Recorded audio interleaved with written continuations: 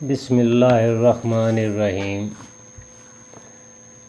خبر وفات کے بعد مسلمانوں کے جگر کٹ گئے، قدم لڑکھڑا گئے، چہرے بجھ گئے، آنکھیں خون بہانے لگیں، ارض و سما سے خوف آنے لگا، سورج تاریک ہو گیا، آنسو بہہ رہے تھے اور تھمتے نہیں تھے۔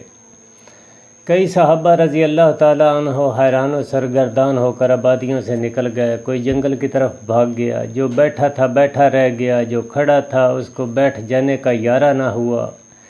مسجد نبوی صلی اللہ علیہ وآلہ وسلم قیامت سے پہلے قیامت کا نمونہ پیش کر رہی تھی۔ حضرت صدیق اکبر رضی اللہ تعالیٰ عنہ تشریف لائے اور چپ چاپ حجرہ عائشہ صدیقہ رضی اللہ عنہ میں داخل ہو گئے۔ یہاں حضرت رحمت اللہ علیہ صلی اللہ علیہ وآلہ وسلم کی میت پاک پڑی تھی۔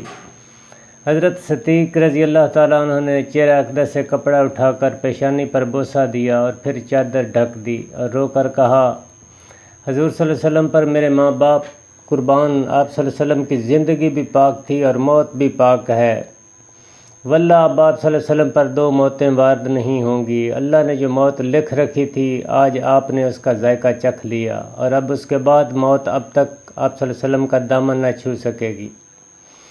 جب صدیق اکبر رضی اللہ تعالیٰ عنہ مسجد نبوی میں تشریف لائے، حضرت عمر فاروق رضی اللہ تعالیٰ عنہ غایت بے بسی سے نڈھال کھڑے تھے اور بڑے درد و جوش سے یہ اعلان کر رہے تھے، منافقین کہتے ہیں کہ حضرت محمد صلی اللہ علیہ وآلہ وسلم انتقال فرما گئے ہیں۔ واللہ آپ نے وفات نہیں پائی، آپ اللہ تعالیٰ کی بارگاہ میں حضرت موسیٰ علیہ السلام کی طرح طلب کیے گئے ہیں، جو 40 روز غیب رہ کر واپس آ گئے تھے۔ اس وقت حضرت موسیٰ علیہ السلام کی نسبت بھی یہی کہا جاتا تھا کہ آپ وفات پا گئے ہیں۔ خدا کی قسم حضرت محمد صلی اللہ علیہ وسلم بھی انہی کی طرح دنیا میں واپس تشریف لائیں گے اور ان لوگوں کے ہاتھ پاؤں کاٹ دیں گے آپ پر وفات کا الزام لگاتے ہیں۔ حضرت ابو بکر صدیق رضی اللہ تعالیٰ عنہ نے حضرت عمر فاروق رضی اللہ تعالیٰ عنہ کا کلام سنا تو فرمایا، عمر رضی اللہ تعالیٰ عنہ سنبھلو اور خاموش ہو جاؤ۔ جب عمر فاروق رضی اللہ تعالیٰ عنہ اپنی وار فتگی میں بہے چلے گئے تو حضرت ابو بکر صدیق نہایت دانش مندی کے ساتھ ان سے الگ ہٹ گئے اور خود گفتگو شروع کر دی۔ جب حاضرین مسجد بھی حضرت عمر رضی اللہ عنہ کو چھوڑ کر ادھر متوجہ ہو گئے تو آپ نے پہلے حمد و ثنا بیان کی، پھر فرمایا، اے لوگو، تم میں سے جو شخص محمد صلی اللہ علیہ وسلم کو پوجتا تھا وہ سمجھ لے کہ محمد صلی اللہ علیہ وسلم وفات پا گئے ہیں، اور جو شخص خدا کا پرستار ہے وہ جان لے کہ خدا تعالیٰ زندہ ہے اور وہ کبھی مرے گا نہیں۔ اور یہ حقیقت خود قرآن پاک نے واضح کر دی ہے۔ محمد صلی اللہ علیہ وسلم مگر ایک رسول، ان سے پہلے رسول گزر چکے ہیں، کہ اگر وہ مر جائیں یا شہید ہو جائیں تو تم دین سے برگشتہ ہو جاؤ گے۔ جو شخص برگشتہ ہو جائے گا وہ اللہ تعالیٰ کو کچھ نقصان نہ پہنچا سکے گا، اور اللہ عنقریب شکر گزاروں کو جزا دے گا۔ اس آیت پاک کو سن کر تمام مسلمان چونک پڑے۔ حضرت عبداللہ فرماتے ہیں کہ خدا کی قسم ہم لوگوں کو ایسا معلوم ہوا کہ یہ آیت اس سے پہلے نازل ہی نہیں ہوئی تھی۔ حضرت عمر رضی اللہ تعالیٰ عنہ فرماتے ہیں کہ حضرت ابو بکر سے یہ آیت سن کر میرے پاؤں ٹوٹ گئے اور کھڑے رہنے کی قوت باقی نہیں رہی۔ میں زمین پر گر پڑا اور مجھ کو یقین ہو گیا کہ واقعی حضرت محمد صلی اللہ علیہ وسلم رحلت فرما گئے ہیں۔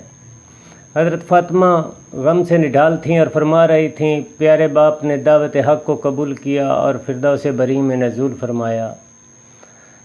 وہ کون ہے جو جبرائیل امین کو اس حادثہ غم کی اطلاع کر دے؟ الہی فاطمہ کی روح کو محمد صلی اللہ علیہ وسلم کی روح کے پاس پہنچا دے۔ الہی مجھے دیدار رسول کی مسرت عطا فرما دے۔ الہی مجھے اس میت کی ثواب سے بہرہ ور کر دے۔ الہی مجھے رسول امین کی شفاعت سے محروم نہ رکھنا۔ حضرت عائشہ صدیقہ رضی اللہ تعالیٰ عنہ کے دل و جان پر غم کی گھٹائیں چھا گئی تھیں اور زبان اخلاق نبوی صلی اللہ علیہ وسلم کی ترجمانی کر رہی تھی۔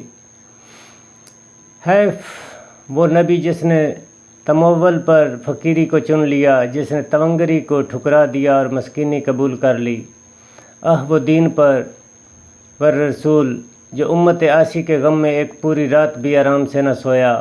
وہ صاحب خلق عظیم جو ہمیشہ 8 پیر نفس سے جنگ آزما رہا، جس کی پیشانی انور کو زخمی کیا گیا اور اس نے پھر بھی دامن عفو ہاتھ سے نہ جانے دیا۔ کہ آج اسی وجود سرمدی سے ہماری دنیا خالی ہے۔ تجہیز و تکفین کا کام شروع ہوا۔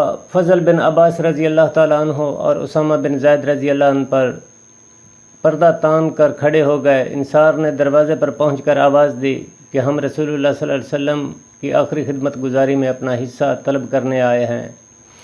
حضرت علی رضی اللہ تعالیٰ عنہ نے اوس بن خولی انصاری کو اندر بلایا۔ وہ پانی کا گھڑا بھر کر لاتے تھے۔ حضرت علی نے جسم مبارک سینہ سے لگا رکھا تھا۔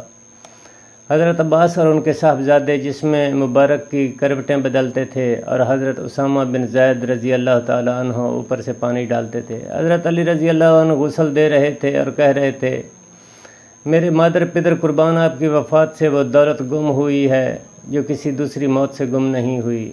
آج نبوت، اخبار، غیب اور نزول وحی کا سلسلہ کٹ گیا ہے۔ آپ کی وفات تمام انسانوں کے لیے یکساں مصیبت ہے۔ اگر آپ صبر کا حکم نہ دیتے اور گریہ زاری سے منع نہ فرماتے تو ہم دل کھول کر آنسو بہاتے۔ اس واسطے باری باری جماعتیں اندر جاتی تھیں اور نماز جنازہ ادا کرتی تھیں۔ اس نماز میں امام کوئی نہیں تھا۔ پہلے کنبہ والوں نے جنازہ پڑھا، پھر مہاجرین نے، پھر انصار نے۔ مردوں نے الگ جنازہ پڑھا، عورتوں نے الگ اور بچوں نے الگ۔ یہ سلسلہ رات اور دن برابر جاری رہا۔ اس لیے تدفین مبارک چہارشنبہ کی شب کو یعنی رحلت پاک سے 32 گھنٹے بعد عمل میں آئی۔ جسم مبارک کو حضرت علی رضی اللہ عنہ، فضل بن عباس رضی اللہ عنہ، اسامہ بن زید اور حضرت عبد الرحمن بن عوف نے قبر میں اتارا اور آخر اس علم کے چاند، دین کے سورج اور ارتقاء کے گلزار کو اہل دنیا کی نگاہ سے اجھل کر دیا گیا۔ انا للہ و انا الیہ راجعون۔ متروکات صاحب سیرت النبی صلی اللہ علیہ وسلم نے کتنا اچھا لکھا ہے۔ حضور پاک اپنی زندگی ہی میں اپنے پاس کیا رکھتے تھے جو مرنے کے بعد چھوڑ جاتے۔ پہلے ہی اعلان فرما چکے تھے، ہم نبیوں کا کوئی وارث نہیں ہوتا، ہم جو کچھ چھوڑیں وہ صدقہ ہے۔ عمر بن حویرث رضی اللہ عنہ سے روایت ہے کہ حضور صلی اللہ علیہ وسلم نے مرتے وقت کچھ نہ چھوڑا، نہ درہم، نہ دینار، نہ غلام، نہ لونڈی اور نہ کچھ اور، صرف اپنا سفید خچر ہتھیار اور کچھ زمین تھی جو عام مسلمانوں پر صدقہ کر گئے۔ آثار متبرکہ چند یادگاریں صحابہ رضی اللہ عنہ کے پاس باقی رہیں۔ حضرت طلحہ رضی اللہ عنہ کے پاس موئے مبارک تھے۔